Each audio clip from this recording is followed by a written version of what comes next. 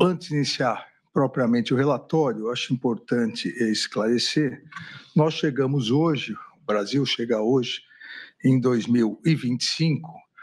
quase 37 anos da Constituição de 1988 e 40 anos da redemocratização, com uma democracia forte, as instituições independentes, uma economia em crescimento e a sociedade civil atuante. Obviamente, isso não significa que foram 37 anos de tranquilidade política, econômica ou social, mas significa, presidente, que as balizas definidas pela Constituição Federal para nosso Estado democrático de direito se mostraram acertadas e impediram inúmeros retrocessos. Estado democrático de direito, estabilidade institucional, que é exatamente o momento em que vivemos, não significa necessariamente tranquilidade ou ausência de conflitos, mas sim respeito à Constituição, aplicação da lei, com absoluto respeito ao devido processo legal, à ampla defesa e ao contraditório. Esse julgamento que se inicia do denominado núcleo crucial pela Procuradoria-Geral da República é mais um desdobramento do legítimo exercício pelo Supremo Tribunal Federal de sua competência penal conferida pelo legislador constituinte em 1988, e em que pese, obviamente, a sua importância, segue exatamente o mesmo rito processual, o mesmo respeito ao devido processo legal que esse Supremo Tribunal Federal vem seguindo já nas 1.630 ações penais ajuizadas pela Procuradoria-Geral da República, referentes à tentativa de golpe de Estado do dia 8 de janeiro de 2023, nas quais, nessas 1.630 ações penais, nas quais já ocorreram 683 condenações, 11 absolvições, 554 acordos de não persecução penal e ainda permanecem 382 ações em andamento. Um país, e consequentemente sua Suprema Corte, só tem a lamentar que, mais uma vez na história republicana brasileira, se tenha tentado, como esse Supremo Tribunal Federal já reconheceu em 683 condenações, e os próprios réus confessaram em outros 554 acordos de não persecução penal, um país e a Suprema Corte só tem a lamentar que na história republicana brasileira se tenha novamente tentado um golpe de Estado, atentando-se contra as instituições e a própria democracia, pretendendo-se a instalação de um estado de exceção e uma verdadeira ditadura. A sociedade brasileira e as instituições mostraram sua força, mostraram sua resiliência e, em que pese a lamentável manutenção de uma nociva, radical e violenta polarização política com tristes reflexos, todos nós, brasileiros e brasileiras, devemos afastar com todas as nossas forças e empenho a tentativa de qualquer quebra da institucionalidade. Mas, presidente, nesses momentos, a história nos ensina que a impunidade, a omissão e a covardia não são opções para a pacificação,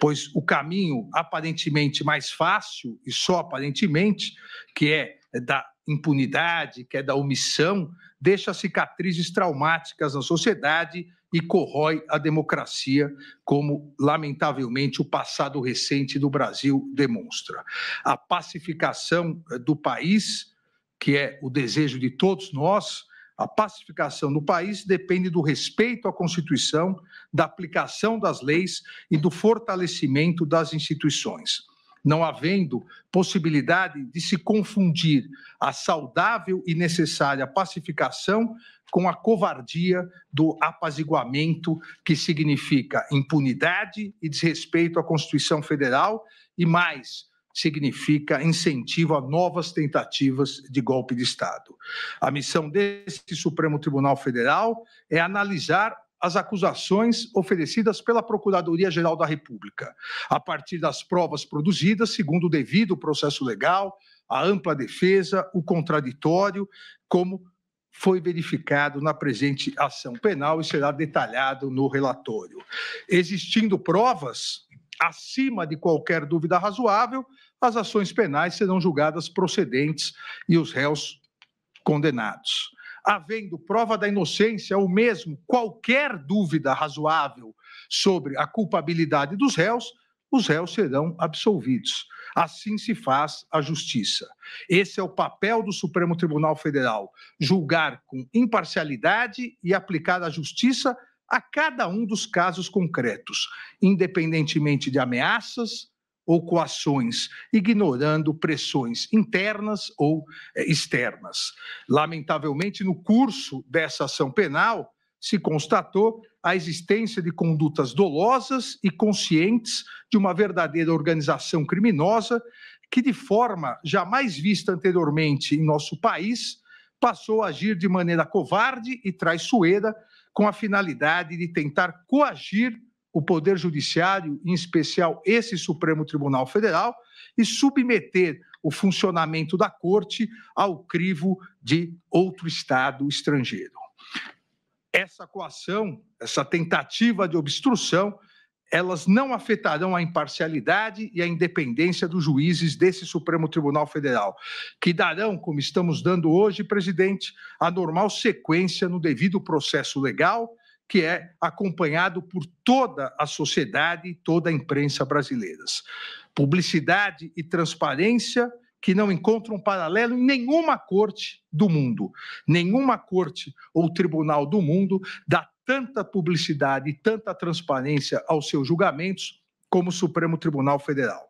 As instituições brasileiras são fortes e sólidas, e seus integrantes foram forjados no mais puro espírito democrático da Constituição de 1988.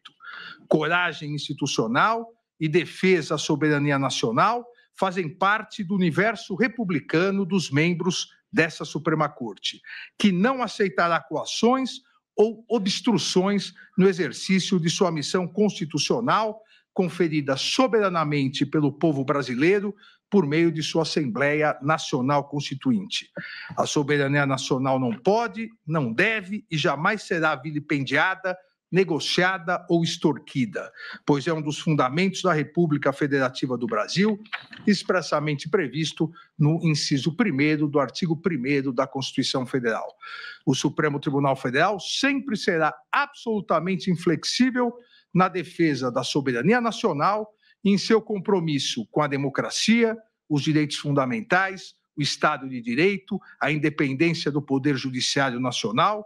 e os princípios constitucionais brasileiros. A independência judicial constitui um direito fundamental dos cidadãos, inclusive o direito a todos de uma tutela judicial efetiva e ao processo e julgamento por um tribunal independente e imparcial, pois não se consegue conceituar um verdadeiro Estado democrático de direito sem a existência de um poder judiciário autônomo para que exerça a sua função de guardião da Constituição e das leis. É um princípio inflexível da Constituição brasileira a independência do Poder Judiciário em defesa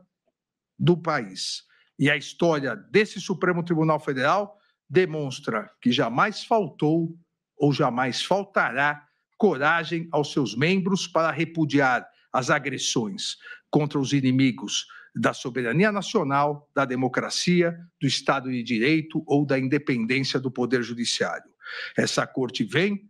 e continuará realizando sua missão constitucional e, em especial, nesse segundo semestre, realizará, e hoje iniciamos, o julgamento e as conclusões das importantes ações penais relacionadas à tentativa de golpe de Estado de 8 de janeiro de 2023. Sempre dentro do devido processo legal, do respeito à ampla defesa e contraditório, inadmitindo qualquer ingerência interna ou externa na independência do Poder Judiciário. Aqui, presidente, na ação penal 2668, A ação penal instaurada a partir de denúncia oferecida pelo Procurador-Geral da República, integralmente recebida pela primeira turma do Supremo Tribunal Federal, em sessões realizadas nos dias 25 e 26 de março de 2025, em face de Alexandre Rodrigues Ramagem, Almir Garnier Santos, Anderson Gustavo Torres, Augusto Heleno Ribeiro Pereira, Mauro César Barbosa Cid, Paulo Sérgio Nogueira de Oliveira e Walter Souza Braga Neto, pela prática das condutas de organização criminosa armada, tentativa de abolição violenta do Estado Democrático de Direito, golpe de Estado, dano qualificado pela violência e grave ameaça contra o patrimônio público da União e com considerável prejuízo à vítima e deteriorização de patrimônio tombado, observadas as regras de concurso de pessoas e concurso material. E em relação a Jair Messias Bolsonaro, pelas mesmas infrações acima descritas e a imputação específica de liderar a organização criminosa. Essa denúncia foi por unanimidade recebida. Transcrevo no relatório, presidente, a ementa que faço rápidas observações, principalmente porque foram as teses todas apresentadas pela defesa. Na ementa constou a inexistência de impedimento, suspeição ou de parcialidade do ministro relator e dos ministros Cristiano Zanin e Flávio Dino. O plenário dessa Suprema Corte pacificou que as alegações das defesas não caracterizam as situações legais que impediriam o legítimo exercício da jurisdição pelas autoridades arguidas. Item 2 da ementa, competência deste Supremo Tribunal Federal, por meio de sua primeira turma, a partir de 18 de dezembro de 2023, artigo 9º, inciso 1º, letra L do Regimento Interno do Supremo Tribunal Federal, para o processo e julgamento de todas as investigações, inquéritos e ações penais referentes aos atos antidemocráticos, milícias digitais, tentativa de golpe e atentado contra os poderes e instituições, inclusive aqueles ocorridos no dia 8 de janeiro de 2023. Item 3, absoluto respeito ao devido processo legal,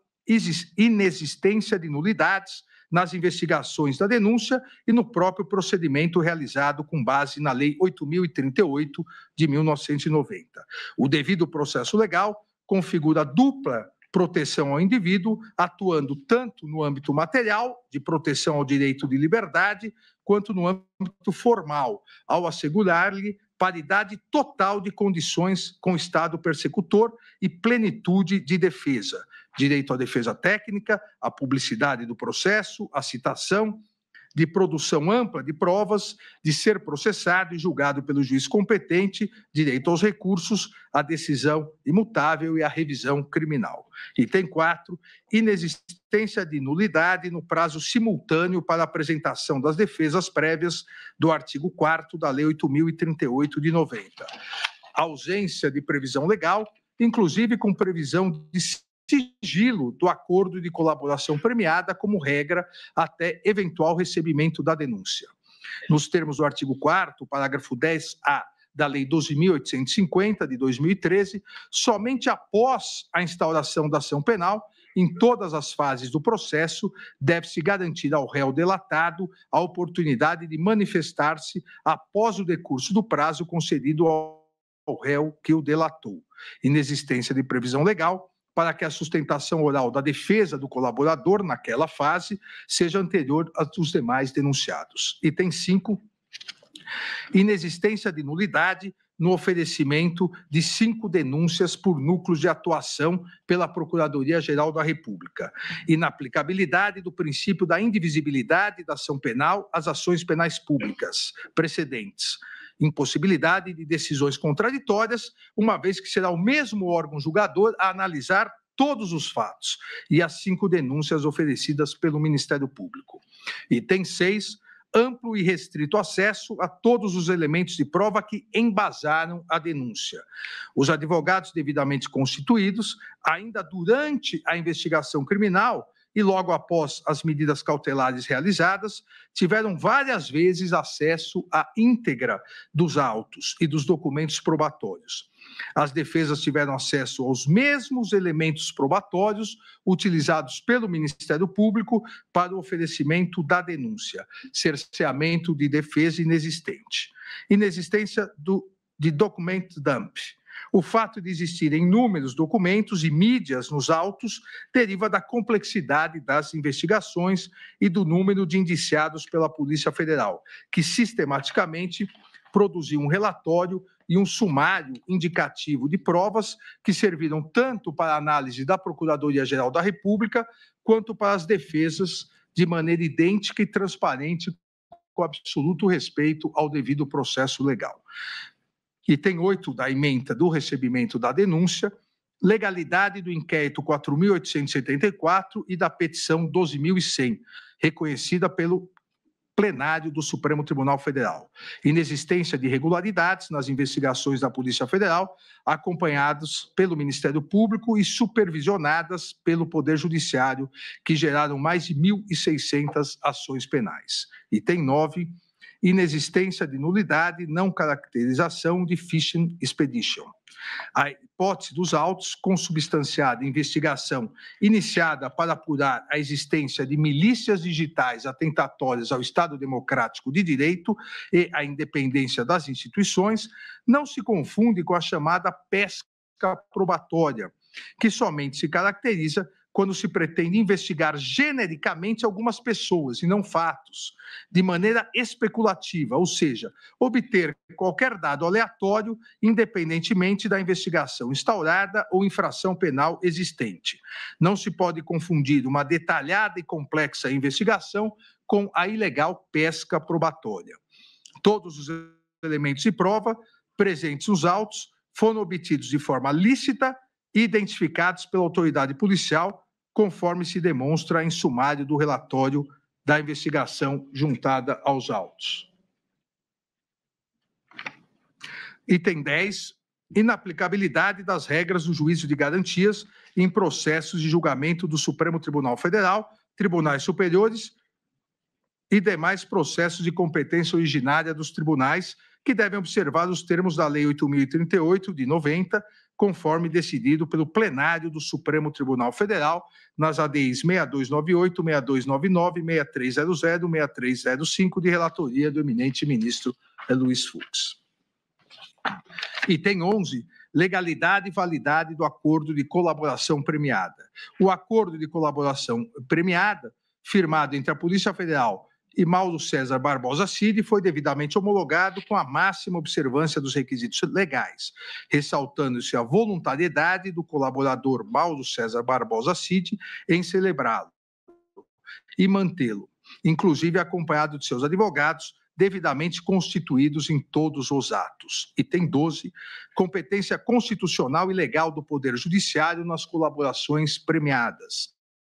Em face da previsão legal de possibilidade de o acordo homologado ser rescindido em caso de omissão dolosa e contradições sobre os fatos objetos da colaboração, o ministro relator tem competência constitucional e legal para designar e presidir audiência com a presença do colaborador, seus advogados e o Procurador-Geral da República, com a finalidade de sanar essas eventuais irregularidades, bem como para analisar a manutenção dos requisitos legais exigidos para a permanência de validade da colaboração premiada, quais sejam regularidade e legalidade, adequação dos benefícios pactuados, adequação dos resultados da colaboração e voluntariedade da manifestação de vontade, especialmente nos casos em que o colaborador está ou esteve sob efeito de medidas cautelares, ausência de coação ou nulidade.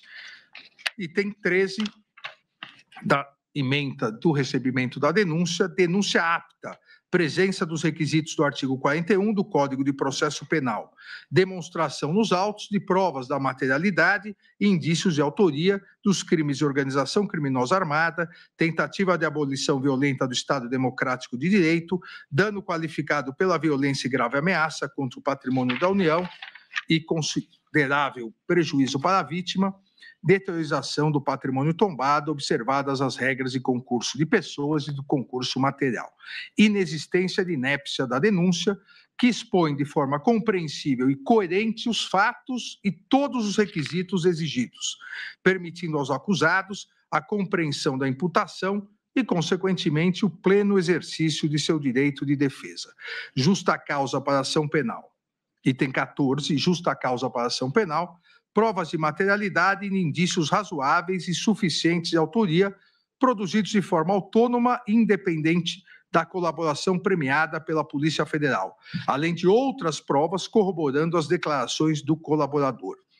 Existência de justa causa para a instauração da ação penal, analisada a partir de seus 3 componentes: tipicidade, punibilidade e viabilidade, de maneira a garantir a presença de um suporte probatório mínimo a indicar a legitimidade da imputação e se traduz na existência no inquérito policial ou nas peças de informação que instruem a denúncia de elementos sérios e idôneos que demonstram a materialidade do crime e os indícios razoáveis de autoria. Recebida a denúncia por unanimidade, nesses termos da ementa, todo o material probatório relacionado à investigação foi disponibilizado aos ministros da primeira turma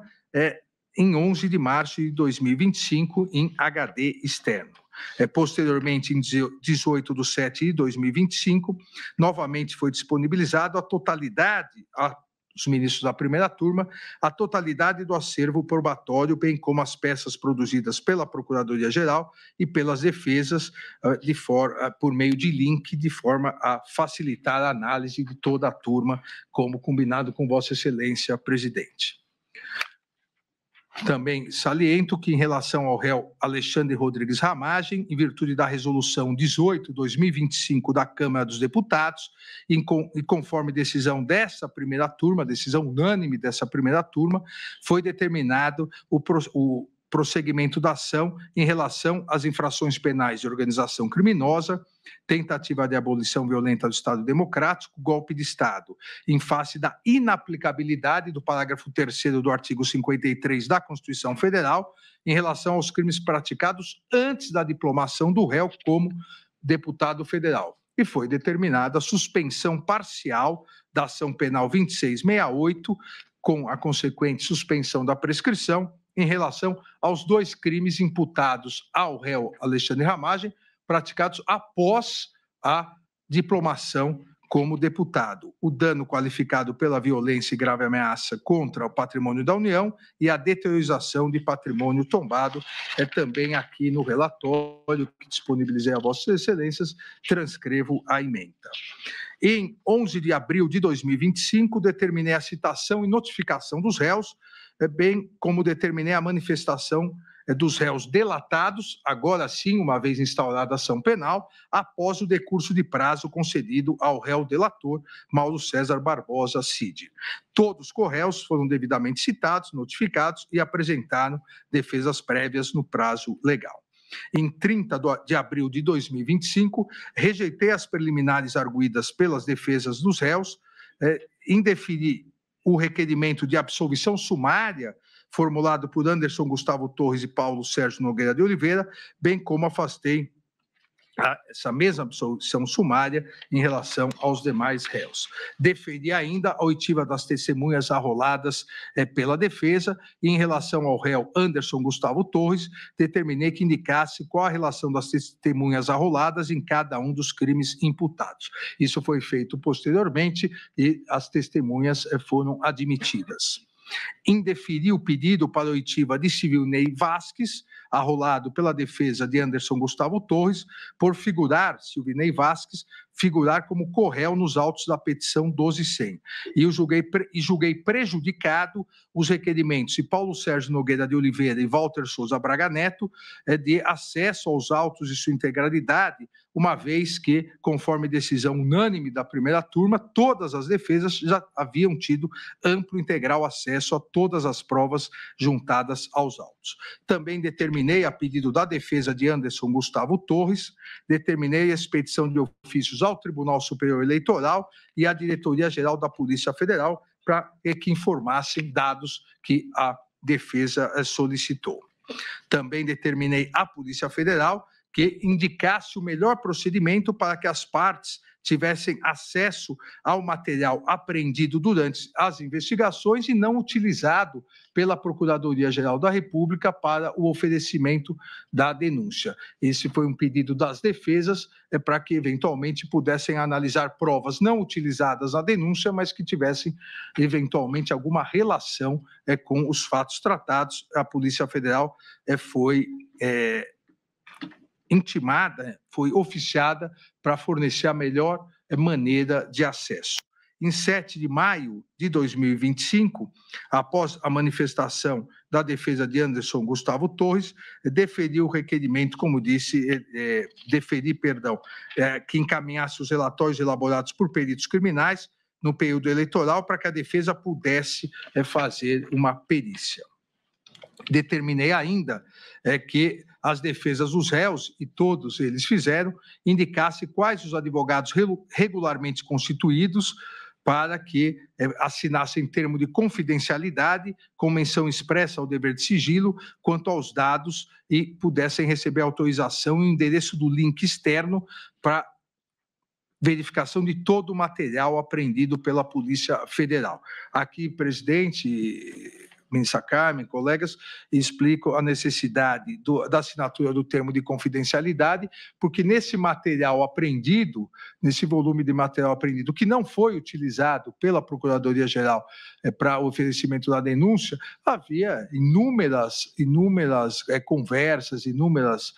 gravações que não tinham nenhuma relação com os autos, inclusive questões pessoais de muitas pessoas, por isso a necessidade de assinatura do termo de confidencialidade. Também em 7 de 5 de 2025, designei datas para oitiva de testemunhas em audiência de instrução dessa ação penal com realização por videoconferência.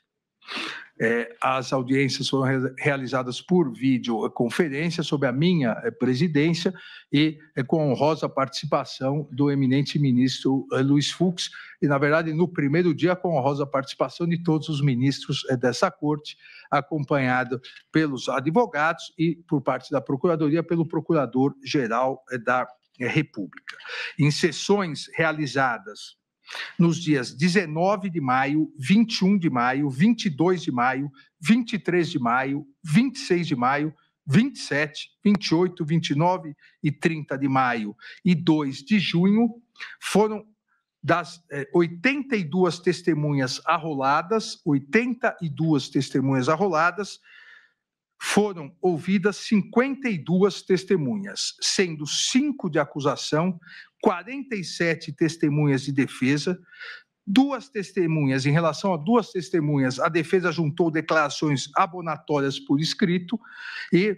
eu homologuei os pedidos de desistências realizados pela acusação em relação a uma testemunha e pelas defesas em relação a 27 testemunhas. Então, no total, foram ouvidas, repito, 52 testemunhas, com mais 2 testemunhas que juntaram por escrito, 54 testemunhas, sendo 5 testemunhas de defesa e 5 testemunhas de acusação, 4 testemunhas de acusação e 50 testemunhas de defesa. No relatório também eu cito nominalmente cada testemunha e o dia que foram ouvidas. Todos os depoimentos foram gravados em áudio e vídeo e disponibilizados nos autos no dia 3 de 6 de 2025. Aqui também, por determinação do Código de Processo Penal, uma testemunha não pode ter o conhecimento, o contato com o que outra testemunha falou. Exatamente por isso, os áudios e vídeos de todas as testemunhas foram juntados após o término de suas oitivas. Em decisão de 26 de maio, a requerimento da Procuradoria-Geral da República, então, no meio da instrução processual penal, por pedido da Procuradoria-Geral da República, determinei a instauração de inquérito policial para apurar a conduta deletiva do deputado federal Eduardo Nantes Bolsonaro pelo crime de coação no curso do processo, obstrução na investigação da infração penal que envolva organização criminosa, em virtude de coações e tentativa de obstrução à justiça realizadas em relação a essa ação penal 2668. Também no curso desse pedido, em virtude da tentativa de coação e obstrução da ação penal 2668, a pedido da Procuradoria-Geral, também determinei uma série de medidas cautelares. Entre os dias 9 de junho de 2025, às 14 horas, e 10 de junho de 2025, às 19h04, na sala de sessão da primeira turma do Supremo Tribunal Federal, foram interrogados todos os corréus, iniciando-se com o colaborador Mauro Cid e, na sequência, em ordem alfabética, os demais réus. Na mesma audiência do dia 10 de junho de 2025, encerrados os interrogatórios dos réus, determinei a intimação das partes para eventuais requerimentos e diligências complementares nos termos do artigo 402 do Código de Processo Penal e do artigo 10 da Lei 8.038 de 90, que rege o procedimento nos tribunais superiores. Os réus formularam requerimentos e diligências complementares e a Procuradoria-Geral da República informou não possuir diligências a serem produzidas. Em 17/6/2025, deferi o pedido para a realização de acariação entre o réu colaborador Mauro César Barbosa Cid e Walter Souza Braga Neto, pedido esse formulado pela defesa de Braga Neto. E também deferi a pedido da defesa de Anderson Gustavo Torres a realização de sua acariação com a testemunha Marco Antônio Freire Gomes. Autorizei a juntada de documentos requerida pelo réu Paulo Sérgio Nogueira de Oliveira, bem como autorizei a juntada de exames periciais a serem providenciados pela defesa do réu Anderson Gustavo Torres. Ainda a pedido das defesas, determinei que o comandante da Marinha do Brasil informasse a data que foi expedida a diretiva relativa à Operação Formosa 2021 e que Google do Brasil informasse os dados do responsável pela inserção da minuta de decreto do golpe em domínio público. Todos os requerimentos e diligências que foram deferidos durante a instrução processual penal foram efetivamente realizados. Assim como todos os pedidos deferidos a pedido da Procuradoria-Geral da República com o oferecimento da denúncia, também todos os pedidos deferidos foram realizados. Em relação às defesas, da mesma maneira, em respeito ao devido processo legal e à ampla defesa, todas as diligências e requerimentos que foram deferidos durante a instrução processual foram efetivamente realizados. E faço aqui uma relação dos pedidos e das diligências solicitadas pelas defesas. Em decisão de 18 de junho de 2025, um novo incidente no curso da ação penal 2668, em decisão de 18/6/2025, considerada a alegada violação dos termos de colaboração premiada de Mauro César Barbosa Cid, determinei a instauração de inquérito em face de Luiz Eduardo de Almeida Santos Kuntz e Marcelo Costa Câmara para apuração da suposta prática de crime de obstrução de investigação de infração penal que envolva organização criminosa, inquérito esse que tramita na Polícia Federal. Em 27 de junho de 2025, encerrada a instrução com a realização de todos os requerimentos e diligências que foram deferidos, aqueles que foram deferidos na fase do artigo 402 do Código de Processo Penal, determinei a intimação das partes para a apresentação das alegações finais. Sucessivamente, no prazo de 15 dias, Procuradoria-Geral da República, colaborador premiado e os réus. Na mesma data, todos os tribunais foram oficiados para encaminhar em 5 dias as certidões de antecedentes criminais dos réus para fins de informação do processo. Todas as certidões foram anexadas aos autos. Em 14 de 7 de 2025, a Procuradoria-Geral da República apresentou suas alegações finais, pleiteando a procedência integral da ação penal, salientando os principais pontos da acusação. E aqui, presidente, tanto em relação à acusação quanto em relação à defesa, porque o relatório assim o exige, salientar os principais pontos, mas deixarei que os detalhes maiores, os argumentos maiores, sejam expostos tanto pelo Procurador-Geral da República quanto pelos advogados, uma vez que todos realizarão sustentação oral. Em relação à Procuradoria-Geral da República, os principais pontos da alegação final foram: 1. A estruturação e atuação de organização criminosa que teria ocorrido entre o período do meio do ano de 2021 e o início de 2023, com o claro intuito de promover a ruptura da ordem democrática no Brasil. A Procuradoria-Geral da República ressaltou que o grupo liderado por Jair Messias Bolsonaro e composto por figuras-chave do governo, das Forças Armadas e de órgãos de inteligência, estruturou e executou o plano progressivo e sistemático de ataque às instituições democráticas, com a finalidade de prejudicar a alternância legítima de poder nas eleições de 2022 e minar o livre exercício dos demais poderes constituídos, especialmente do Poder Judiciário. Ainda salientou a Procuradoria-Geral da República que a organização criminosa liderada pelo ex-presidente da República, em conjunto com integrantes do alto escalão de governo e de setores estratégicos das Forças Armadas, estruturou e mobilizou de forma sistemática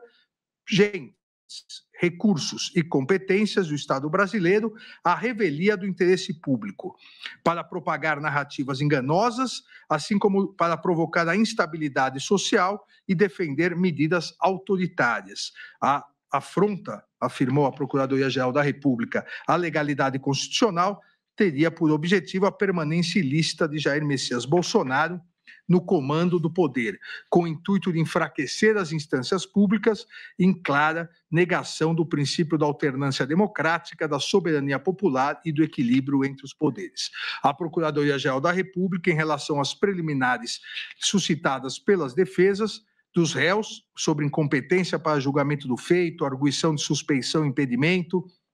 violação ao duplo grau de jurisdição e falta de acesso às provas dos autos, a Procuradoria-Geral da República ressaltou que todas essas alegações já haviam sido superadas pela primeira turma desse Supremo Tribunal Federal no momento do recebimento da denúncia.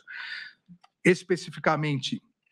em relação à alegação de defesa de Anderson Gustavo Torres, suscitando a nulidade do depoimento dos comandantes das Forças Armadas, sobre o argumento que teriam sido impropriamente induzidos na fase investigativa, a Procuradoria-Geral da República refutou a alegação, destacando que não houve qualquer irregularidade. Também em relação à alegação do réu Jair Messias Bolsonaro de nulidade da citação, uma vez que ocorreu durante a sua internação hospitalar, a Procuradoria-Geral da República rebateu a alegação, salientando a presença do réu em todos os atos da instrução e acompanhado de seus advogados regularmente constituídos.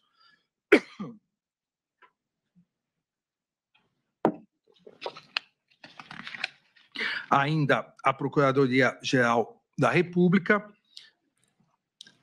alegou que a instrução processual reforçou a existência de todos os manuscritos,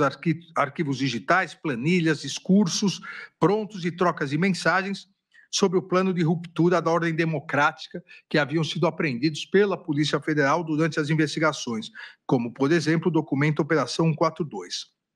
Da mesma forma, ressaltou a Procuradoria-Geral da República que as testemunhas ouvidas em juízo, principalmente os ex-comandantes do Exército e da Aeronáutica, confirmaram que lhes fora apresentadas minutas que decretavam medidas de exceção e não se ajustavam às hipóteses constitucionais e de consequências impensáveis no Estado democrático de direito, assim como confirmaram terem sido, disse a Procuradoria-Geral da República, pressionados a aderir ao plano golpista, inclusive sofrendo ataques virtuais. A Procuradoria-Geral da República afirmou ainda em suas alegações finais estarem configurados os crimes de golpe de Estado e restrição do livre exercício dos poderes constitucionais. E quanto ao golpe de Estado, disse a Procuradoria-Geral da República, a materialidade delitiva foi comprovada pela sequência dos atos de ruptura com a normalidade do processo sucessório. A organização criminosa teria implementado narrativa enganosa visando descredibilizar publicamente o sistema eletrônico de votação, a partir do uso de recursos e agentes públicos e mobilizando integrantes das Forças Armadas do Estado brasileiro para prejudicar a livre manifestação da vontade popular, assim como para apoiar uma forma de gestão desvinculada do processo eleitoral após a derrota às urnas. A partir disso, a Procuradoria-Geral da República enumera as provas sequenciais e que, segundo o órgão acusador, confirmariam essa hipótese. Ainda a Procuradoria-Geral da República, em relação ao crime do artigo 359-L,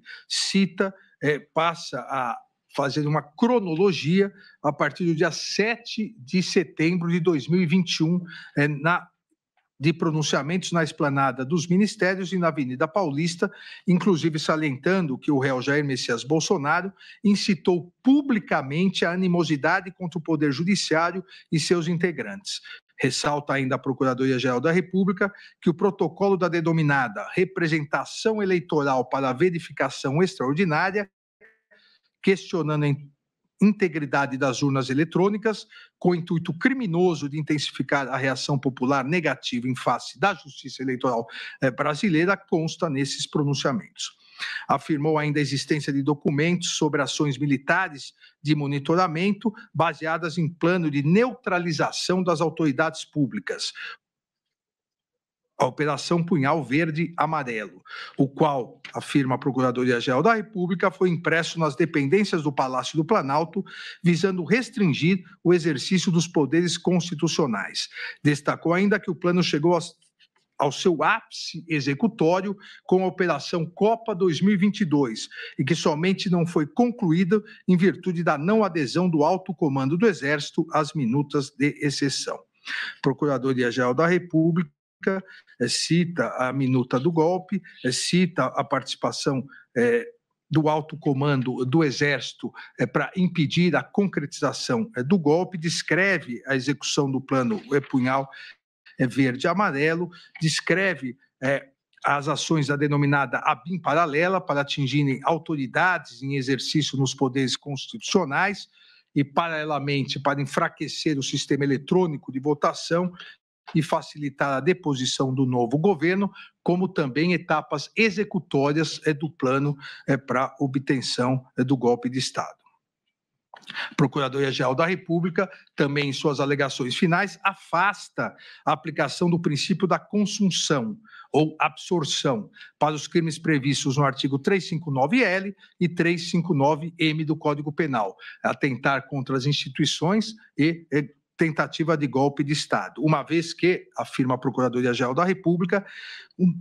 uma vez que a ofensa simultânea aos bens jurídicos não afasta a ocorrência de dois crimes autônomos. Ressaltou que, apesar dos crimes estarem inseridos no mesmo capítulo do Código Penal e coincidam na função geral de tutela da ordem constitucional democrática, os objetos de proteção não se confundem, pois o artigo 359-L criminaliza a tentativa de abolir o próprio Estado democrático de direito mediante a restrição de exercício dos poderes constitucionais. Já o artigo 359-M criminaliza o ato de tentar depor o governo legitimamente constituído, mesmo que se mantenha ao menos formalmente, a estrutura democrática. Também apresentou as provas que entende suficientes para as condenações pelos crimes de dano e deteriorização do patrimônio tombado, artigo 163 e o artigo 62 do Código, ambos do Código Penal, que foram um resultado final da empreitada delitiva ocorrida no dia 8 de janeiro de 2021. 23, salientando que nos atos antidemocráticos realizados no dia 8 de janeiro de 2023, os apoiadores do líder da organização criminosa, Jair Messias Bolsonaro, munidos de artefatos de destruição, avançaram sobre a Praça dos Três Poderes em marcha organizada. Os apoiadores invadiram o Senado Federal, invadiram a Câmara dos Deputados, o Palácio do Planalto e o Supremo Tribunal Federal.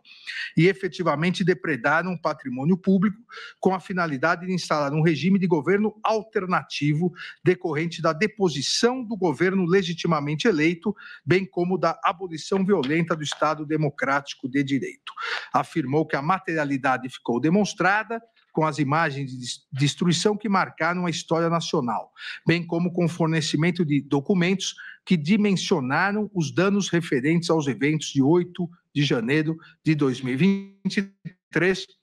documentos esses enviados pelo Senado Federal, a Câmara dos Deputados e o Supremo Tribunal Federal. Em relação aos benefícios decorrentes do acordo de colaboração premiada, celebrado pelo réu Mauro César Barbosa Cid com a Polícia Federal, a Procuradoria-Geral da República afirmou que os benefícios devem ser aplicados com observância ao princípio da proporcionalidade, com a análise da efetiva contribuição do colaborador para o esclarecimento dos fatos e o grau de lealdade demonstrado ao longo do procedimento. Alegou, portanto, comportamento contraditório do réu colaborador em razão de omissões e resistência ao cumprimento integral das obrigações, sugerindo a redução da pena a ser fixada em patamar mínimo e, por sua vez, a redução de 1/3 da pena imposta pela prática criminosa como benefício premial em razão da sua colaboração, e sugerindo o afastamento da concessão do perdão judicial, da conversão automática da pena privativa de liberdade em restritiva de direitos e também o afastamento da redução máxima de 2/3. E encerrou solicitando, requerendo a condenação de todos os réus pelos crimes imputados. Em 29/7/2025, a defesa do réu colaborador Mauro César Barbosa Cid apresentou as alegações finais, ressaltando em síntese, porque aqui também, novamente, o eminente advogado do réu colaborador detalhará, assim como o procurador-geral, nas sustentações orais, mas ressaltou em síntese que Mauro César Barbosa Cid firmou acordo de colaboração premiada por livre e espontânea vontade, sempre com orientação e acompanhamento de seus defensores, em todos os atos processuais em que foi intimado. Que o acordo de colaboração premiada preencheu todos os requisitos de validade, eficácia e efetividade, e como tal foi homologado e ratificado pelo colaborador e por essa Suprema Corte. Ainda alegou a defesa de Mauro Cid que, em que pese a defesa técnica discordar da acusação, ou pelo menos da capitulação atribuída pela Procuradoria-Geral da República quanto aos fatos narrados e sua autoria, não é possível afirmar que Mauro César Barbosa Cid não falou tudo o que sabia, muito menos que ele tivesse mentido ou omitido o fato relevante que tinha a obrigação contratual de falar. Alega ainda que a discussão sobre o documento referido pela Procuradoria-Geral da República como minuta golpista, narrada pelo colaborador, foi confirmada pelos 3 comandantes das Forças Armadas, General Freire Gomes, Almirante Almir Garnier e Brigadeiro Batista Júnior, bem como pelo réu Jair Messias Bolsonaro. A reunião, segundo a defesa, a reunião de apresentação dos considerandos também foi confirmada pelos comandantes das Forças Armadas. Alega ainda que, conforme esclarecido por Mauro César Barbosa Cid, as discussões materializadas nos considerandos surgiram após Jair Messias Bolsonaro sustentar a existência de fraude nas eleições, o que também foi confirmado por todos que participaram na reunião. Em relação à reunião do dia 12 de novembro de 2022, na casa de Walter Souza Braga Neto, a defesa de Mauro César Barbosa Cid alega não existir divergência sobre a sua realização, embora o réu colaborador não tenha participado efetivamente. A defesa ainda diz que No que diz respeito à solicitação de dinheiro a Walter Souza Braga Neto, também não haveria controvérsia, havendo divergência tão somente em relação à sua efetiva entrega, uma vez que Mauro César Barbosa Cid afirma ter recebido uma sacola de vinho, enquanto Walter Souza Braga Neto nega ter entregado os valores. Ainda afirma a defesa que a Procuradoria-Geral da República, em uma linha muito tênue entre a realidade e a deslealdade processual, utiliza-se de todas as informações e provas colhidas a partir da colaboração premiada, ancorando nela a base de toda a sua acusação, sustentando ao final da instrução em suas razões que o colaborador não merece o prêmio ajustado no acordo. Afirma a defesa que, à luz da decisão proferida pelo eminente ministro relator, em 23 de novembro de 2024, de forma clara e direta, teria sido reiterada a rigidez e eficácia do acordo de colaboração premiado firmado por Mauro César Barbosa Cid, e não há qualquer fato superveniente ou juridicamente relevante capaz de infirmar tal reconhecimento, e que seria inaceitável que o colaborador fosse agora surpreendido com um pedido absolutamente desarrazoado pela Procuradoria-Geral da República, no sentido de revisar unilateralmente os benefícios pactuados. Afirma que nenhuma prova foi produzida em juízo contra Mauro César Barbosa Cid e nenhuma testemunha descreveu qualquer conduta típica dolosa, acessória ou contributiva do réu colaborador. A defesa de Mauro César Barbosa Cid afirma que ele não participou de reuniões golpistas, não ordenou, não incentivou qualquer ato de violência, não promoveu ruptura institucional e não se reuniu para planejar golpes de Estado. E diz que as provas produzidas em sede policial desmentem a acusação em relação ao réu colaborador Mauro César Barbosa Cid. No final, além de pedir a absolvição, dizendo que há um excesso acusatório, pede também a manutenção integral dos benefícios previstos no acordo de colaboração premiada. Em 13 de agosto de 2025, todas as defesas dos corréus apresentaram suas alegações finais. A defesa de Alexandre Ramagem Rodrigues apresentou os seguintes principais argumentos. Segundo a narrativa apresentada pela Procuradoria-Geral da República, o crime tipificado no artigo 2º da Lei 12.850 se perpetuou para além da diplomação, razão pela qual pediu também a suspensão desse crime. Alegou ausência de prova das imputações em relação ao réu Alexandre Ramagem Rodrigues, uma vez que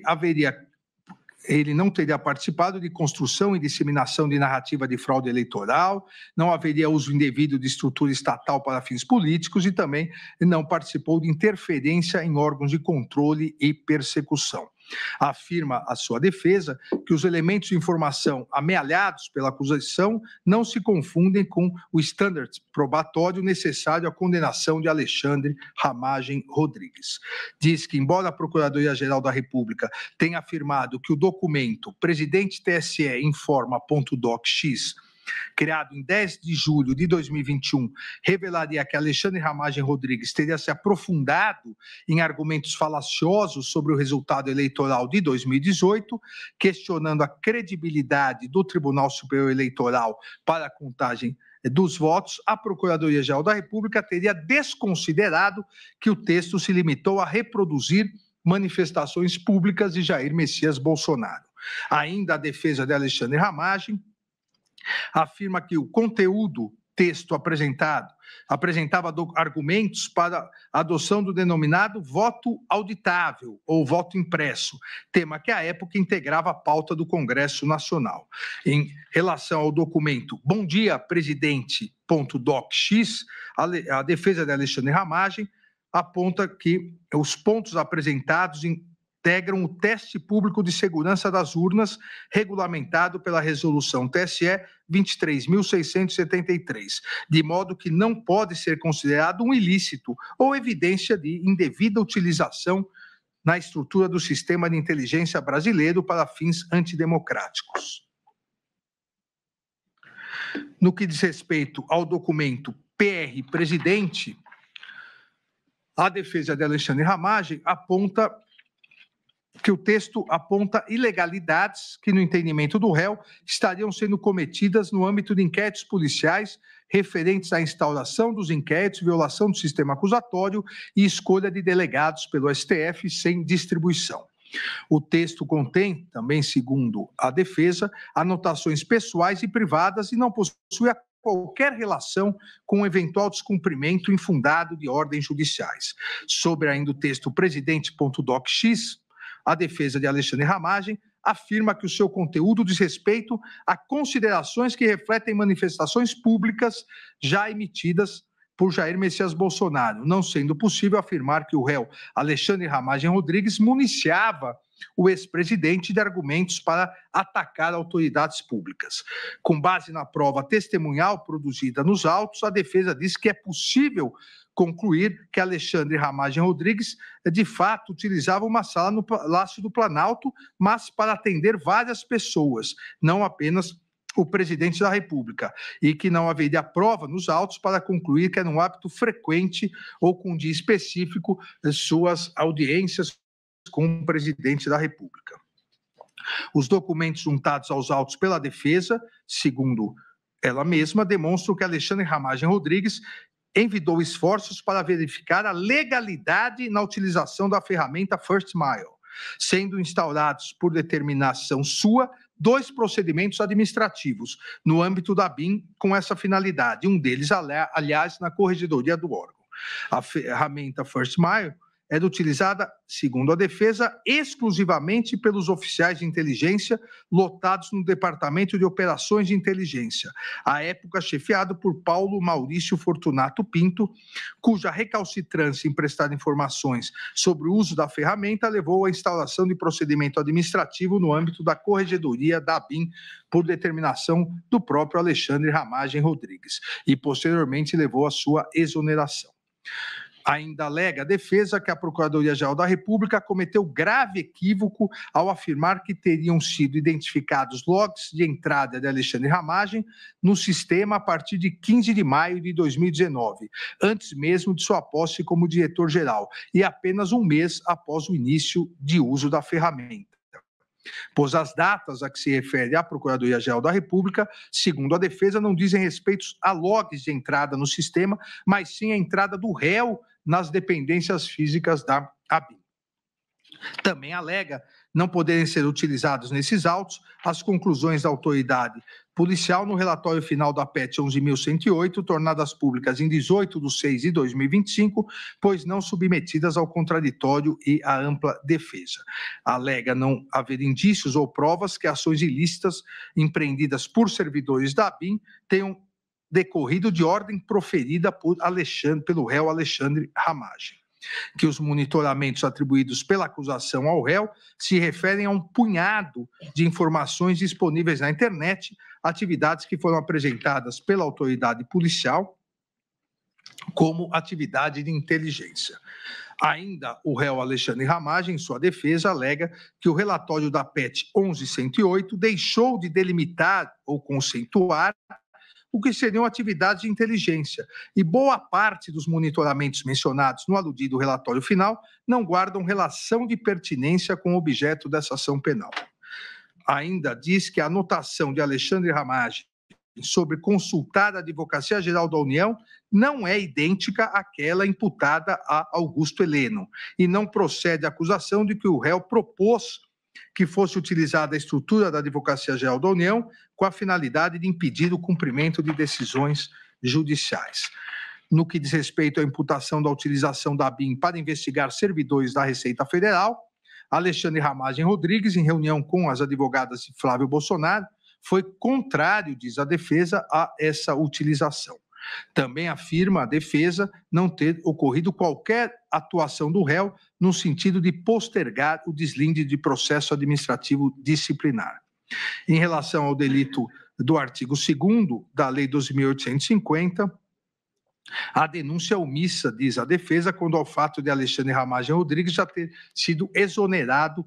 do cargo de diretor-geral da ABIN em 30/3/2019. 2022. Também em relação aos delitos do artigo 359-L e 359-M, diz a defesa que fere a lógica e a razoabilidade a tentativa de imputar ao réu qualquer responsabilidade por tão graves condutas que, segundo a Procuradoria-Geral da República, seriam de abolir as estruturas democráticas, impedindo o funcionamento de um poder legislativo para o qual acabara de ser eleito, e pede a absolvição. A defesa de Almir Garnier Santos também apresentou os seguintes principais pontos de argumentação: que as alegações finais da Procuradoria-Geral da República narram fatos estranhos à denúncia, notadamente o desfile da Marinha na Praça dos Três Poderes, interpretados como ato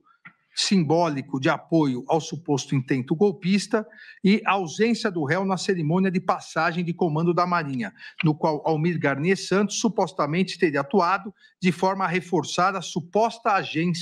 agenda golpista. Afirma a defesa que isso configura mutatio libelli. Também afirma que a colaboração premiada de Mauro César Barbosa Cid está viciada por responsabilidade do colaborador, de modo que deve ser decretada a invalidade das suas declarações. Continua afirmando não haver provas que permitam, com a certeza necessária, estabelecer uma condenação penal e uma conexão direta entre as condutas imputadas por Almir Garnier Santos e os atos de 8 de janeiro de 2023. A ausência de provas concretas que estabeleçam uma conexão direta entre as condutas deve levar à absolvição. Também afirma que a ausência de criação de risco proibido, pois os atos imputados se inscrevem no legítimo exercício da liberdade de expressão política. Continua a defesa de Almir Garnier Santos, dizendo que há quebra do nexo causal, uma vez que os fatos ocorreram em um contexto político legítimo de debate, e a transição de poder desqualifica qualquer continuidade de plano golpista, devendo ser reconhecida a ausência de nexo causal entre os atos descritos na denúncia e os atos do dia 8 de janeiro de 2023. E, por consequência, deve ser declarada a atipicidade das condutas imputadas. Ainda a defesa de Almir Garnier Santos afirma que os fatos narrados na denúncia se limitam, em relação a Almir Garnier Santos, a participação do acusado em duas reuniões realizadas nos dias 7 de dezembro e 14 de dezembro de 2022, bem como a assinatura de uma nota publicada no dia 11 de novembro de 2022, que foi assinada pelos 3 comandantes das forças. Quanto à nota, a defesa diz que as informações colhidas na instrução processual foram claras, ao revelar que a sua publicação não ocorreu a mando do então presidente da República, Jair Messias Bolsonaro, e que se tratava de ato destinado a apaziguar o país. As reuniões dos dias 7 e 14 de dezembro de 2022, afirma a defesa de Almir Garnier, foram conhecidas apenas após as investigações se iniciarem, razão pela qual não possuem qualquer relevância na cadeia causal imaginada pela Procuradoria-Geral da República, uma vez que não tinham capacidade de causar qualquer interferência, dada a sua natureza privada. Ainda a defesa diz que, quanto às mensagens endereçadas por Walter Souza Braga Neto, nas quais determina um interlocutor que elogia Almir Garnier Santos, não há nos autos qualquer prova que evidencie a materialização dessa ordem, como publicações ou vídeos com a intenção de influenciar quem quer que seja. Diz ainda a defesa que até mesmo o desfile de tanques realizado no dia 10 de agosto de 2021, bem como a troca de comando, realizada no dia 5 de janeiro de 2023, não possuem relevância na cadeia causal que integra os acusados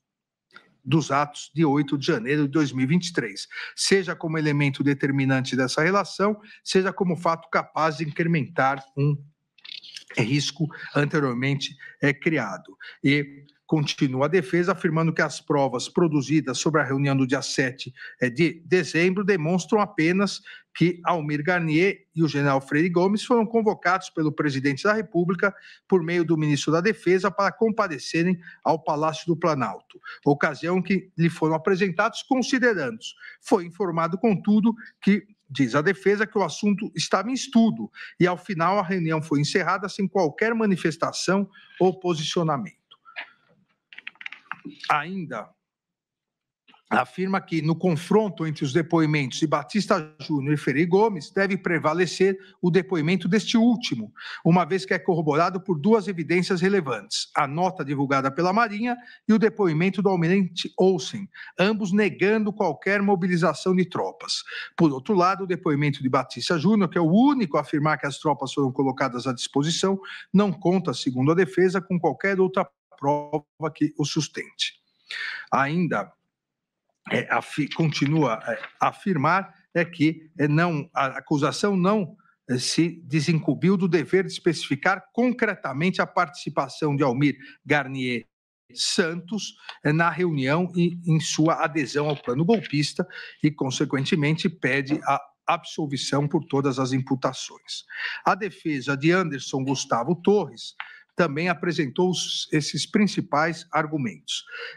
O Supremo Tribunal Federal é incompetente para processar e julgar o presente caso. Ainda que se reconheça a competência da Suprema Corte, a defesa diz que a atribuição é do plenário e não da primeira turma. Ainda afirma ter ocorrido cerceamento de defesa em razão da omissão da apuração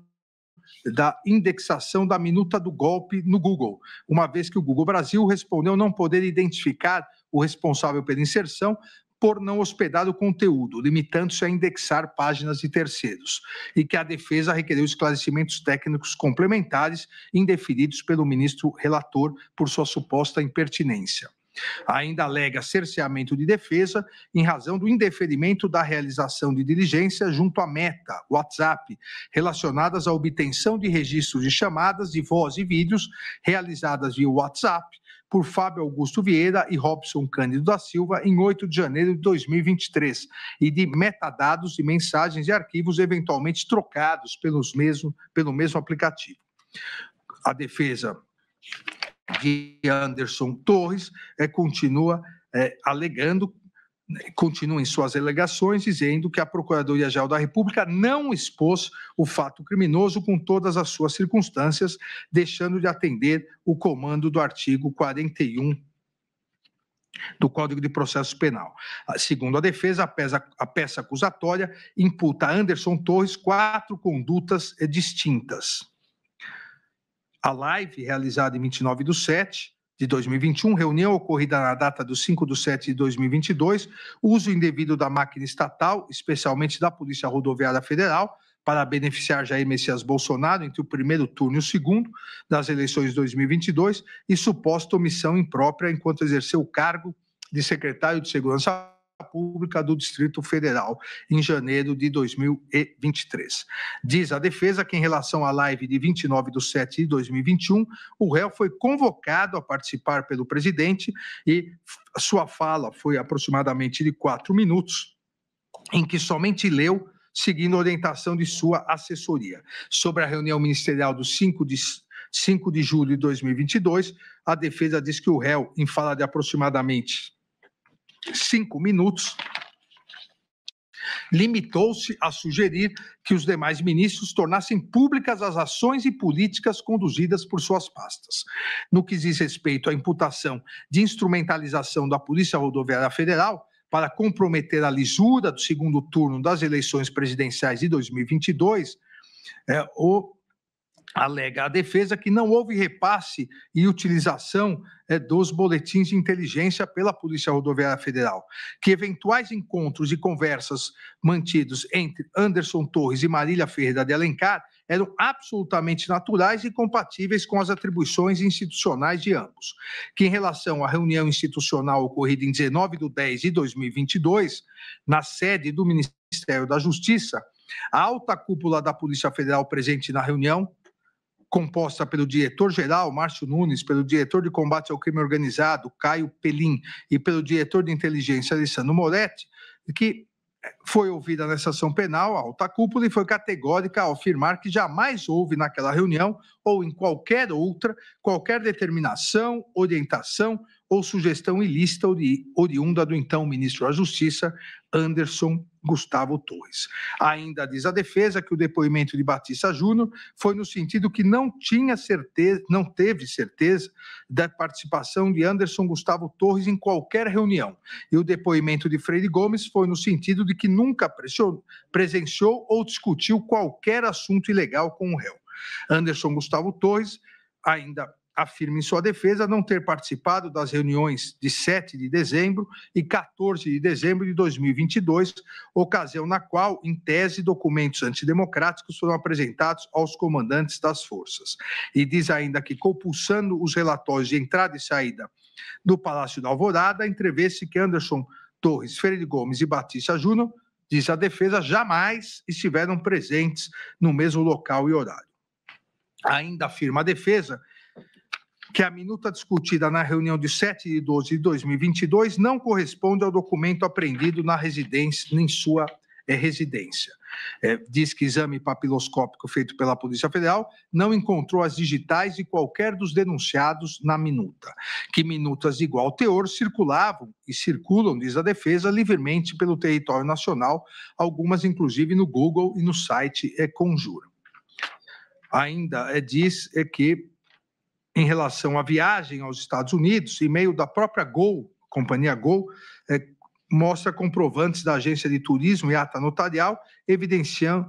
que, diferentemente do alegado pela Procuradoria-Geral da República, as passagens aéreas foram, de fato, adquiridas em 21 de 11 de 2022, quando sequer se cogitava a realização de manifestações no dia 8 de janeiro de 2023. Ainda diz que o depoimento do governador Ibanez Rocha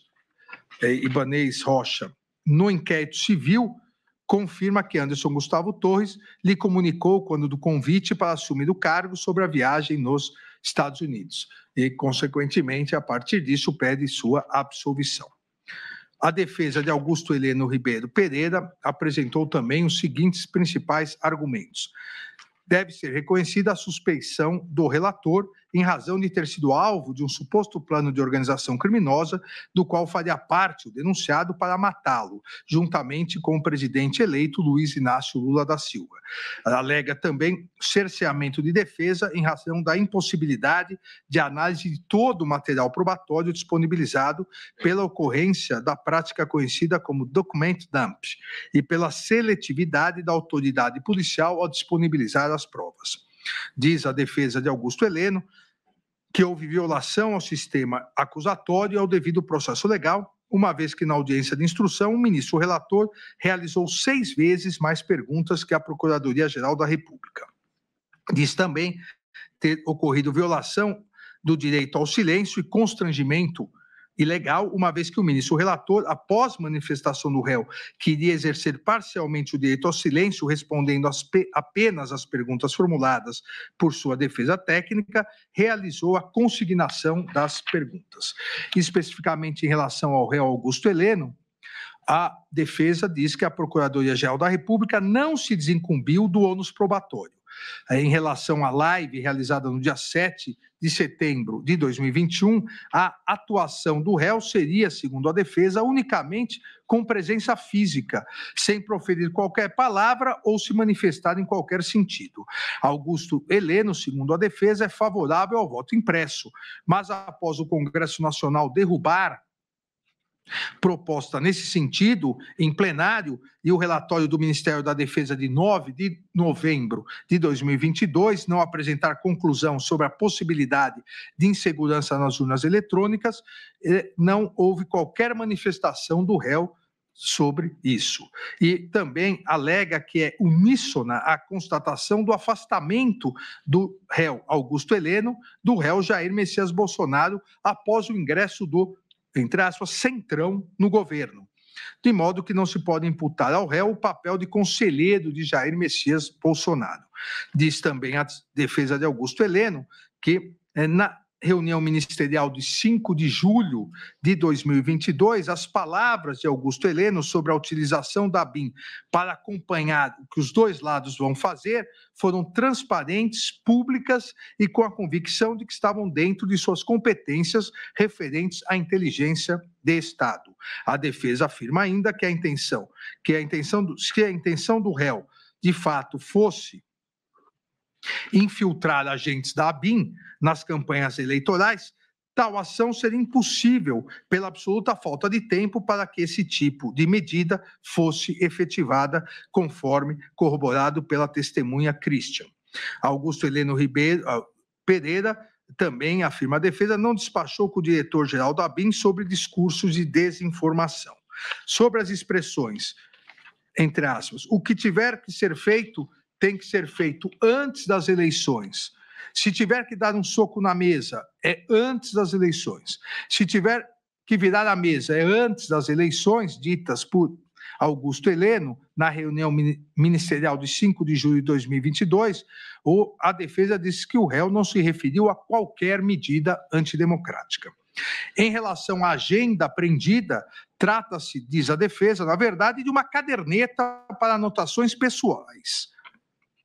com cronologia incerta, contendo assuntos que não eram compartilhados com ninguém.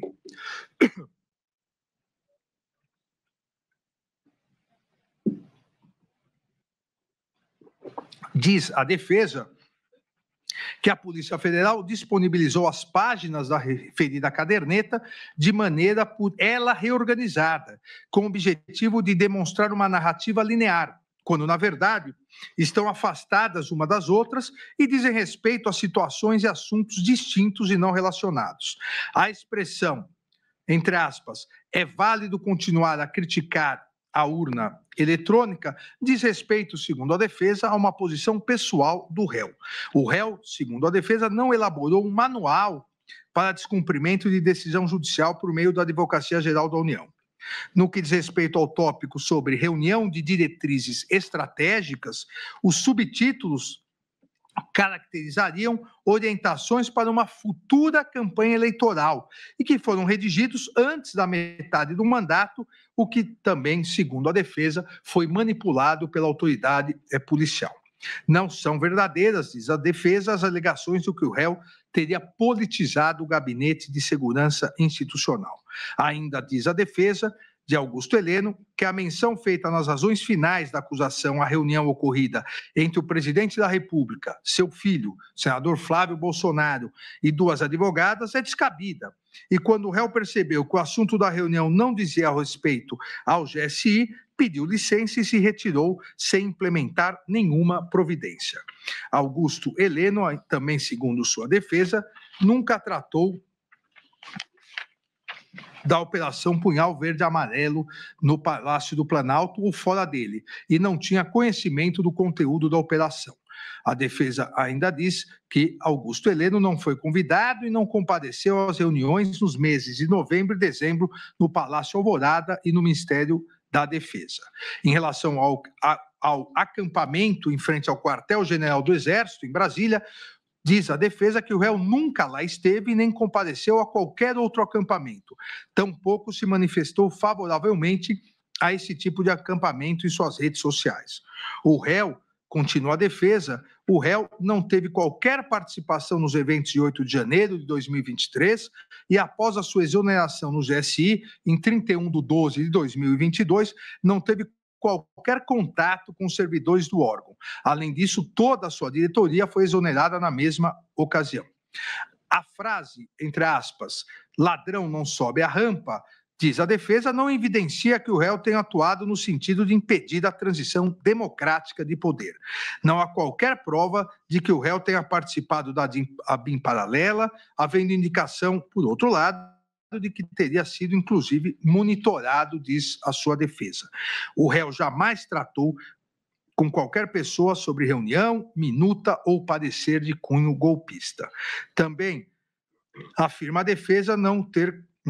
haver possibilidade de se imputar as práticas dos delitos de tentativa de abolição de violência do Estado Democrático e tentativa de golpe de Estado, ao réu em razão da absoluta inexistência de qualquer conduta que possa configurar os referidos crimes. Pede a absolvição e, subsidiariamente, caso não ocorra, diz que deve ser aplicada a causa especial de diminuição prevista no artigo 29, parágrafo 3º, em benefício do réu, caso subsidiariamente aqui haja condenação. A defesa de Jair Messias Bolsonaro também apresentou os seguintes principais argumentos. Houve cerceamento de defesa em razão da ausência de tempo hábil para a defesa técnica conhecer a prova dos autos, inclusive com indeferimento de pedido de adiamento da audiência de instrução após o recebimento de links contendo material bruto extraído dos aparelhos eletrônicos apreendidos. Também alega nulidade, que essa nulidade se agravou e aprofundou o cerceamento de defesa, porque os defensores foram proibidos de participar das audiências e dos interrogatórios dos denunciados que ficaram em outros núcleos. O acordo de colaboração premiada de Mauro César Barbosa Cid, segundo a defesa de Jair Messias Bolsonaro, é nulo, e o delator não tem credibilidade, pois mentiu reiteradamente. Segundo a defesa de Jair Messias Bolsonaro, o colaborador descumpriu o acordo e as cautelares que lhe foram impostas de forma alternativa à sua prisão preventiva, por meio de conversas mantidas em perfil de terceiro na rede social Instagram, que revelam que a colaboração não resultou de ato voluntário e nem esteve pautado na verdade.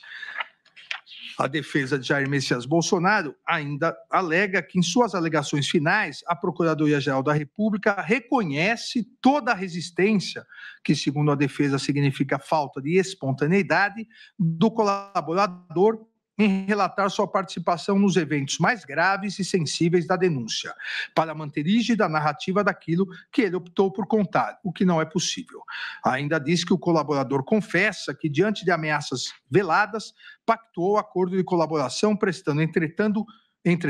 declarações manipuladas, e a Procuradoria-Geral da República resistiu em afirmar sua imprestabilidade, porque precisa de parte dela, daquela que não está abrangida pela descoberta espontânea da Polícia Federal. O tema e o debate relativo ao voto impresso, diz a defesa de Jair Messias Bolsonaro, ocuparam a campanha eleitoral em 2022. E foi nesse contexto de campanha eleitoral e debate político que a reunião ministerial de 5 de julho de 2022 e a reunião com os embaixadores de 18 de julho de 2022 foram sempre interpretadas. A notícia de que o discurso de Jair Messias Bolsonaro e Walter Souza Braga Neto, no dia 7 de setembro de 2022, bem como a reunião com os embaixadores narrados na denúncia, já foram alvos de processos eleitorais que levaram à sua inelegibilidade, não podendo, portanto, conforme diz a defesa, serem interpretados como atos criminosos. A transição do governo, com a participação do ex-presidente Jair Messias Bolsonaro, também foi fato amplamente provado nos autos. E diz a defesa que, encerrada a transição, Jair Messias Bolsonaro deixou o país e, quando o fez, os atos criminosos e golpistas de 8 de janeiro de 2023, ocorridos 10 dias após, não eram sequer previsíveis, além de terem ocorrido apesar das ações de Jair Messias Bolsonaro. As imputações da Procuradoria-Geral da República contra Jair Messias Bolsonaro não encontram, segundo a defesa, respaldo nem na lógica, nem na prova dos autos. A acusação tenta, de alguma forma, e sem sucesso, relacionar Jair Messias Bolsonaro com os planos apreendidos e com os atos de 8 de janeiro. Diz a defesa que a denúncia indica que Jair Messias Bolsonaro teria estudado, enxugado e apresentado aos militares minutas de decreto prevendo prisões de autoridades e as declarações de estado de sítio ou de estado de defesa e decretação de operação de garantia da lei e da ordem. Mas diz a defesa que os referidos documentos não foram trazidos aos autos. O documento de minuta de golpe, às vezes chamados de discurso pela Procuradoria-Geral da República, segundo a defesa, jamais foi apresentado a Jair Messias Bolsonaro, que dele só teve ciência por ocasião de sua apreensão pela Polícia Federal. Sobre a reunião do dia 7 e 12 de 2022, ninguém viu um texto prevendo a prisão de diversos ministros do Supremo Tribunal Federal, dentre outras autoridades. A afirmação, segundo a defesa, que existe exclusivamente no depoimento do delator Mauro César Barbosa Cid. Não existe nos autos também, afirma a defesa de Jair Messias Bolsonaro, a suposta minuta de decreto com um texto enxugado, prevendo apenas a prisão do relator. E também não existe, em lugar nenhum dos autos, nem mesmo em depoimentos, o documento que a acusação diz ter sido apresentado pelo réu Paulo Sérgio Nogueira de Oliveira aos 3 comandantes das Forças Armadas no dia 14 de dezembro de 2022. A defesa de Jair Messias Bolsonaro continua afirmando no sentido de que não ficou comprovada a existência de qualquer pedido por parte de Jair Messias Bolsonaro para a movimentação das tropas e que não há descrição de participação de Jair Messias Bolsonaro em nenhum outro fato, e muito menos com os planos Punhal Verde Amarelo, Operação Luneta e Copa 2022. A acusação traria apenas a presunção de que o plano Punhal Verde Amarelo teria sido elaborado para Jair Messias Bolsonaro no Palácio do Alvorada, quando foi registrada a entrada do general Mário Fernandes no prédio, sem ter produzido qualquer prova de que houve entrega de qualquer documento ou encontro com o então presidente da República.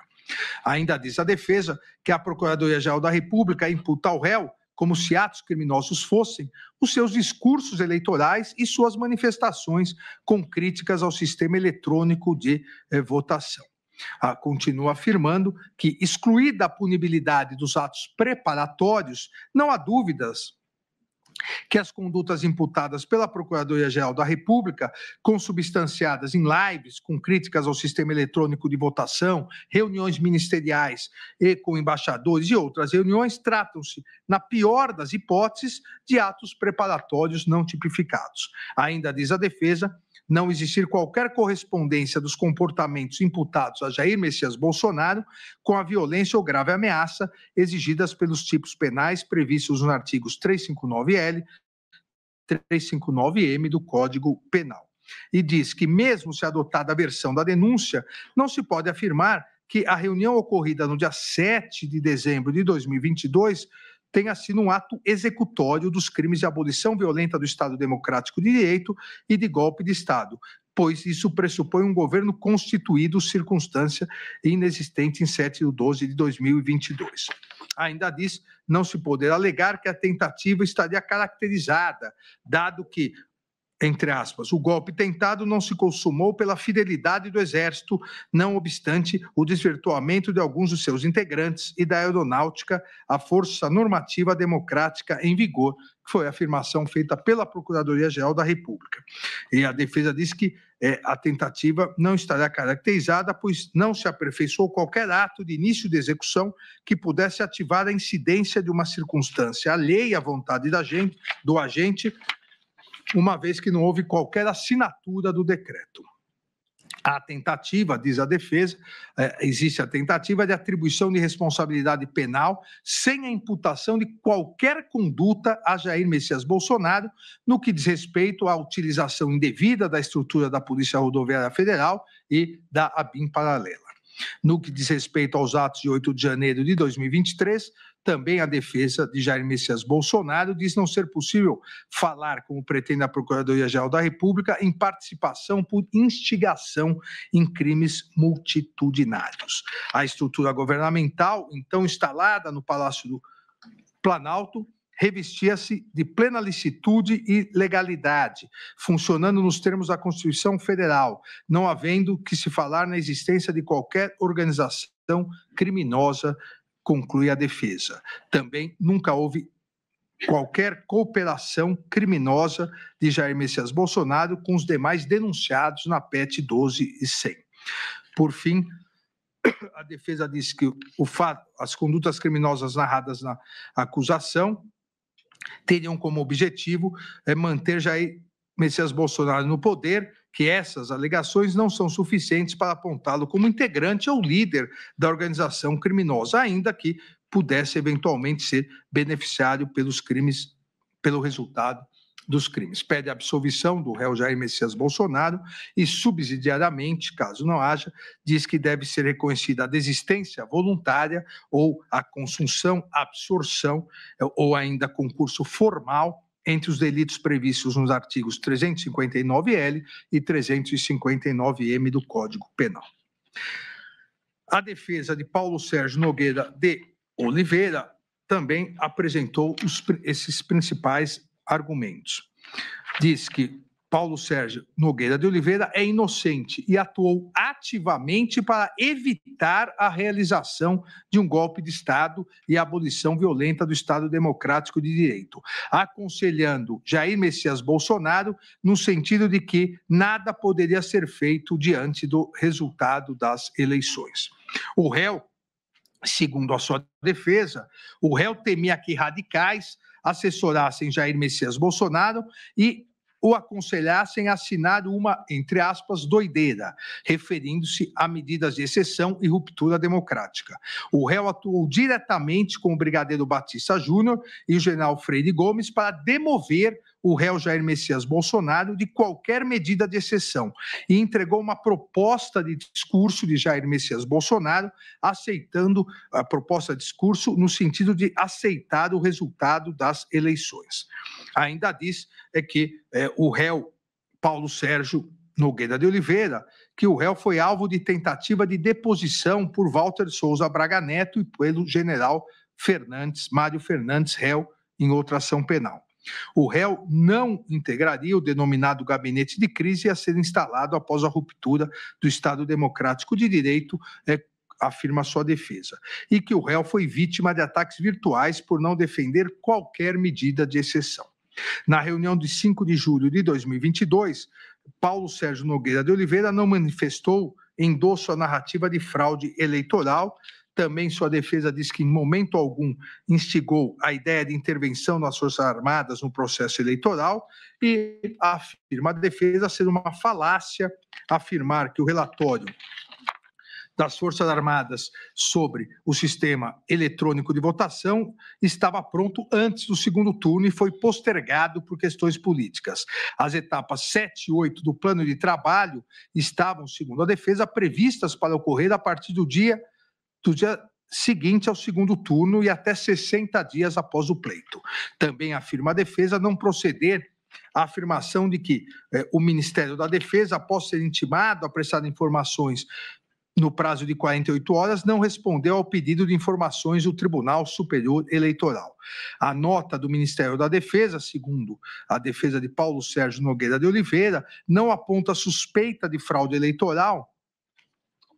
E no mesmo período em que a nota do dia 10/11/2022 foi publicada, Paulo Sérgio Nogueira de Oliveira, segundo a sua defesa, estaria atuando para demover Jair Messias Bolsonaro de qualquer medida de exceção. A reunião de 14/12/2022, realizada com os comandantes das Forças Armadas, segundo a defesa de Paulo Sérgio Nogueira de Oliveira, não teve o intuito de pressionar os comandantes a aderir a qualquer medida antidemocrática. A denúncia, diz a defesa, é inepta, não havendo descrição adequada dos fatos criminosos imputados ao réu. Ainda alega que o Supremo Tribunal Federal é incompetente para processar e julgar o caso e que, em caso de ser competente, é o plenário e não a primeira turma. Alega violação ao duplo grau de jurisdição, alega também estar caracterizado excesso de acusação, que as condutas imputadas ao réu são atípicas, pois se o crime de golpe de Estado tivesse sido consumado com ataques ao processo eleitoral, manipulação indevida das forças de segurança, não houve, segundo a defesa, a prática de violência ou grave ameaça. Ainda a defesa do réu Paulo Sérgio diz que as condutas imputadas ao réu são atípicas, pois todos os atos realizados antes do dia 1º de janeiro, tais como lives, reuniões, não teriam sido realizados com o objetivo de depor governo constituído, o que afasta a configuração do crime de golpe de Estado previsto no artigo 359-M do Código Penal. Ainda afirma que segundo a denúncia, sem o Exército e a Força Aérea, era impossível se consumar um golpe de Estado. Logo, a manifestação no dia 8 de janeiro de 2023 foi um meio inidôneo para atingir esse resultado. Consequentemente, o delito de golpe de Estado do dia 8 de janeiro seria um crime impossível, diz a defesa, por absoluta ineficácia do meio. Ainda em relação ao crime do artigo 359-L do Código Penal, a defesa de Paulo Sérgio Nogueira de Oliveira diz que a sua consumação exige que os poderes constitucionais tenham sido efetivamente impedidos ou restringidos. Consequentemente, diz que não existe um conjunto probatório para, além da dúvida razoável, apta a ensejar uma condenação de Paulo Sérgio Nogueira de Oliveira e pede a absolvição do réu. Por fim, a defesa de Walter Souza Braga Neto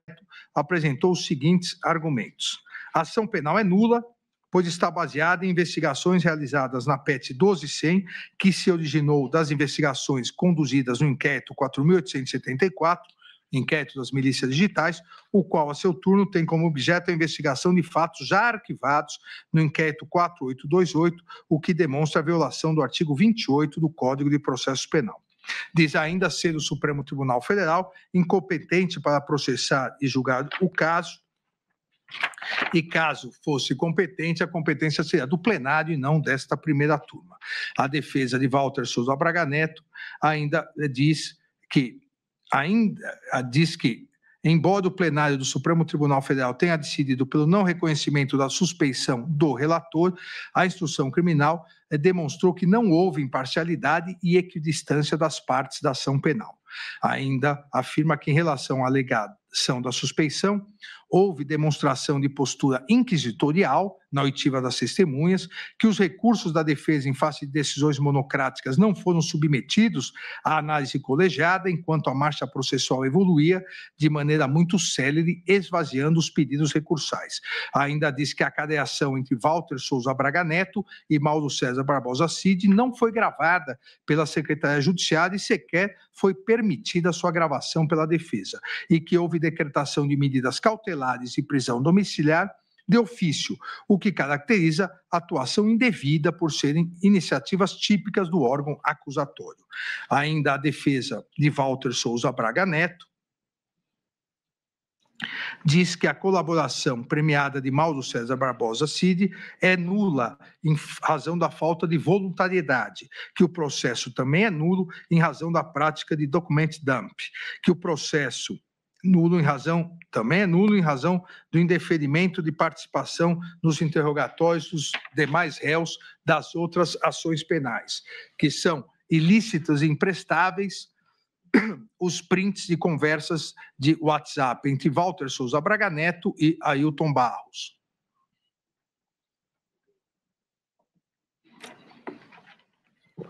Que o processo é nulo a partir da cariação realizada entre Walter Souza Braga Neto e Mauro César Barbosa Cid, em razão da não realização de sua gravação por violação ao direito assegurado no artigo 367, parágrafo 6º do Código de Processo Civil e do artigo 3º do Código de Processo Penal. Alega ainda a defesa de Walter Souza Braga Neto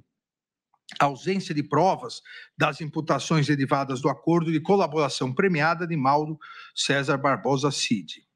A ausência de provas do intuito golpista da reunião realizada na residência de Walter Souza Braga Neto em 12/11/2022. A ausência de prova da entrega de dinheiro para financiamento de atos golpistas e a ausência de provas de coordenação de ataques virtuais. Além disso, a defesa de Walter Souza Braga Neto diz que não existem provas de suposta participação na organização criminosa ou nos atos golpistas de 8 de janeiro de 2023.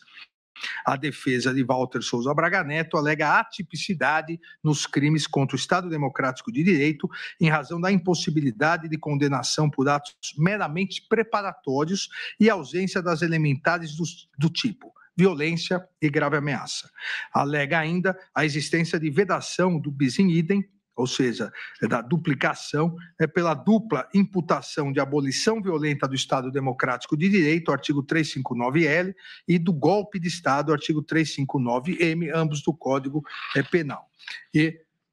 conclui dizendo existir impossibilidade de condenação autônoma em relação aos crimes de dano qualificado e deteriorização do patrimônio público, pois constituem crimes-meio para a suposta prática dos crimes de abolição violenta do Estado democrático de direito, concluindo